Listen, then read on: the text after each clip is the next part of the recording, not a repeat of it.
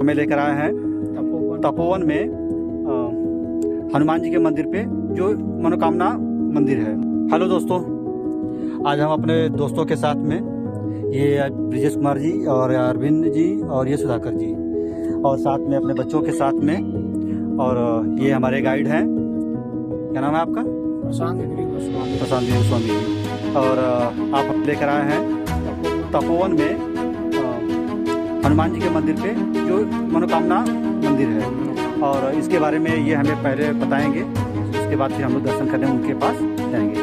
बताइए। तो आप लोग ये तपोवन है, पहले प्रेम से बोलिए पवन पुत्र हनुमान की जय। आप लोग ये जो तपोवन जो बोल कर के आए, इनसे पहले आप लोग देवघर बाबा बेना धाम कर सकते हो। हाँ, ठीक है, वहाँ का तपोवन का इसको थोड़ा मिला है। हाँ, तो तपोवन को यहाँ पे बोल करके आते हैं। इस तरह हमारे भारत वर्ष में जो 4 तपोवन कहाँ पड़ता है नहीं जाते। पहला तपोवन पड़ता है ऋषिकेश उत्तराखंड, लक्ष्मणझूला के नाम से जाते हैं। दूसरा तपोवन आपका हो गया नासिक मुंबई महाराष्ट्र के नाम से। तीसरा तपोवन आपका है बिहार में बोधगया के नाम से। चौथा तपोवन झारखंड में और रामेश्वर बाबा विद्यमान धाम से। फिर बताइए। रामेश्वर बाबा विद्यमान धाम तपोवन के नाम से। इस तपोवन में रावण द्वारा तपस्या करने के लिए आए हुए। पहला तपस्या तो रावण ने कैलाश पर्वत किए थे, जहाँ से शिव जी को प्रसन्न करके लंका ले जाना चाहते थे। लेकिन रास्ते में उनके साथ वरुण देवता विष्णु भगवान ने छलना करके शिवलिंग को अभी देवघर बाबा बेना धाम के नाम से जानते हैं, और शिवलिंग नहीं स्थापित किया। रावण बहुत शक्तिशाली थे, उसका अंदर बहुत ध्यान था। रावण बोले कि हम निराश होकर के लंका वापस नहीं जाएंगे, फिर से तपस्या करके शिव जी को प्रसन्न करके लंका ले जाएंगे। इन्हीं के लिए रावण इस तपोवन में आते हैं। आगे चल करके गुफा देखेंगे बाबू, आगे चल करके गुफा देखेंगे, जो अंधकार गुफा रहता है 2400 घंटा। उसी अंधकार गुफे में रावण छिप के तपस्या में लग जाते हैं कि किसी देवी देवताओं को मालूम ना पड़े, और हम शिव जी को प्रसन्न करके इस बार फिर लंका ले जाएंगे। किंतु देवी देवता आदि शक्ति अंतर्यामी, वो तो हर एक चीज जान सकते थे। सभी देवी देवताओं में मालूम हो जाता है कि रावण तपोवन में दोबारा तपस्या में लगा है। इस बार अगर शिव जी को प्रसन्न करके लंका ले जाएंगे तो पूरा पृथ्वी में नर्क हो जाएगा, सब राक्षसों का राज हो जाएगा। इन्हीं के लिए सभी देवी देवताओं आश्चर्य में पड़ जाते हैं कि आखिर रावण का तपस्या कौन भंग करेंगे। सब देवी देवताओं मिलकर हनुमान जी के पास जाते हैं और हनुमान जी को मनाते हैं, क्योंकि किसी देवी देवता में शक्ति इतना नहीं था, सामर्थ्य नहीं था कि रावण का तपस्या कोई भंग कर सके। और रावण सभी देवी देवताओं को पूजा किए थे, सभी देवी देवताओं को अपना मंत्र तंत्र से सबको बंदी बना के रखते थे। हनुमान जी को बंदर समझ के छोड़ दिए थे, वो नहीं जानते थे इस बंदर के बारे में। और हनुमान जी जो थे वो शिव जी का रुद्र रफ्तार थे, जिनको हम लोग 11वां रफ्तार के नाम से जानते हैं। 11वां रुद्र रफ्तार हनुमान जी हैं। उन्हीं हनुमान जी को सभी देवी देवताओं मिलकर मना करके इस तपोभूमि पे भेजते हैं। हनुमान जी इस तपोवन में जब आते हैं तो चारों बगल देखते हैं, यहाँ पे पहाड़ पर्वत जंगल झाड़, आबादी कहीं नहीं थे। रावण अंधकार गुफा में तपस्या में थे। जब हनुमान जी कहीं कुछ नहीं देख पाए, अपना विशाल रूप धारण किया, गदा लेके जय श्री राम का नाम लेते हुए हर एक पहाड़ों का ऊपर गदा का प्रहार करने लगे, जिससे पहाड़ तोड़ फोड़ हुए, आवाज में गरजाहट हुए, गर्जना शक्ति से रावण का तपस्या यहाँ भंग हो जाता है। रावण का तपस्या भंग होता है, रावण निराश होकर लंका लौटना चाहते हैं। नीचे में शिव जी दिखाए, जब उन्हें स्वयं जमीन से प्रकट होकर त्रेतायुग में रावण को दर्शन दिए, तो वहीं पे रावण को शिव दर्शन दिया। रावण निराश होकर लौट जाते हैं। वनवास के टाइम में राम लक्ष्मण माँ सीता, आपको 4 तपोवन बताए, चारों तपोवन गए थे। जब इस तपोवन में राम लक्ष्मण माँ सीता जी आए थे, तो वही माँ सीता यहाँ पे हनुमान जी से परीक्षा ली कि वीर हनुमान, आपने इस तपोवन में रावण का जो तपस्या भंग किया, क्या प्रमाण है? अगर कलिकाल का लोग आएंगे तो क्या देख के जानेंगे कि आपने यहाँ रावण का तपस्या भंग किया? हनुमान जी बताते हैं कि माता, हमने इतना सारा पहाड़ों का ऊपर गदा का प्रहार किए, हर एक पहाड़ों का अंदर हमारा मूर्ति का छाप दिखेगा। माँ सीता बोलते हैं, हम आदि शक्ति अंतर्यामी माता, हमारे पास देव नृत्य है, हम जानेंगे। किंतु कलयुग का लोग आएगा और हर एक पत्थरों में हर एक जगह आप ही का मूर्ति दिखेगा, तो लोग कैसे विश्वास कर पाएंगे? इन्हीं के लिए आपको कुछ प्रमाण देना पड़ेगा। तो जैसे अयोध्या में भक्ति प्रमाण दिखलाए थे, सीना चीर के कि हम राम भक्त हनुमान है, इसी तरह यहाँ शक्ति प्रमाण देते हैं। ये चट्टान जो देख रहे हैं 17.5 फीट का चट्टान है।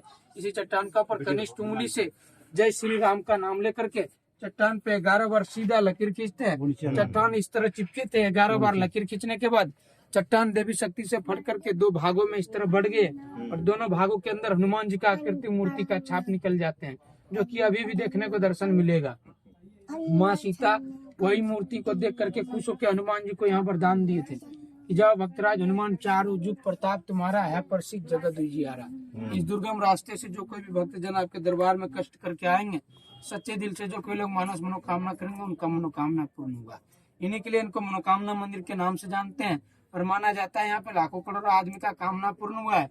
उसे छोटा से लेके बहुत बड़ा तक उदाहरण है, लेकिन आपको एक उदाहरण देंगे जो यहाँ पे पहला मनोकामना किए थे। एक कलकत्ता के रहने वाले एक रानी थे पाथुरिया घाट की, उनका नाम था चारुशीला दासी घोष बंगाली। 7 लड़की था, एक भी लड़का नहीं था। धन संपत्ति बहुत थे रानी के पास। रानी बहुत जगह से घूम फिर के परिश्रम करके इस तपोवन में आते हैं। तभी ना तो कोई सीढ़ी था, ना कोई मंदिर था, ना कोई गुफा था। जिस तरह इधर रास्ता देख रहे हैं पहाड़ी गुफा, इसी तरह रानी कष्ट करके यहाँ तक आते हैं। हनुमान जी से इच्छा करते हैं कि भक्तराज हनुमान, हमारा 7 लड़की है, एक भी लड़का नहीं है, हमको एक लड़का का आवश्यकता है। अगर हमारा एक लड़का हो जाएगा तो नीचे से ऊपर तक पहाड़ियों को कटवा करके सीढ़ी गुफा मंदिर बनवाएंगे। आपके इस जंगल में भी हम सीढ़ी बनवा करके आपके पास एक विशाल सा मंदिर बनवा देंगे। उस रानी को 7 लड़की के बाद एक लड़का हुआ। 60 वर्ष के बाद रानी को लड़का, पहले का जमाना का आदमी थे, रानी को लड़का हुआ। रानी खुश होकर के नीचे से ऊपर तक जितना सीढ़ी गुफा मंदिर देखे सब वही रानी पहाड़ कटवा करके सीढ़ी गुफा मंदिर बनवाए। जब इधर बनवाने की बारी आती है तो हनुमान जी उस रानी को सपन देते हैं कि रानी, हमारे पहाड़ में आप कुछ मत परिवर्तन करो, आपने जहाँ तक किया वहां तक रहने दो। इस रास्ते से जिस तरह राम लक्ष्मण माँ सीता जी कष्ट करके दर्शन करके गए, इसी तरह हर कोई भक्तजन लोग आएंगे, कष्ट करके दर्शन करेंगे, उनका मानस कामना पूर्ण होगा। आपका मन में इच्छा है तो हमारे पास जग कराओ, पूजा कराओ, घी सिंदूर ले कराओ, झंडा पताका लगा। ना कि इस रास्ते में कोई सीढ़ी, ना हमारे पास कोई मंदिर बनाओ। ये नेचुरल है, ये नेचुरल ही रहेगा। अगर हमारा बात नहीं लेंगे तो इस रास्ते में कोई सीढ़ी या मंदिर बनाएंगे, आपका जो लड़का हुआ वो नष्ट हो जाएगा। इन्हीं के कारण रानी इधर कोई सीढ़ी नहीं बनाए, इधर कोई मंदिर बना पाए। रानी का मन में इच्छा था कि एक हम बड़ा विशाल सा मंदिर बनवाएंगे। तो रानी यहाँ से 6 किलोमीटर आगे मंदिर बनवाएंगे।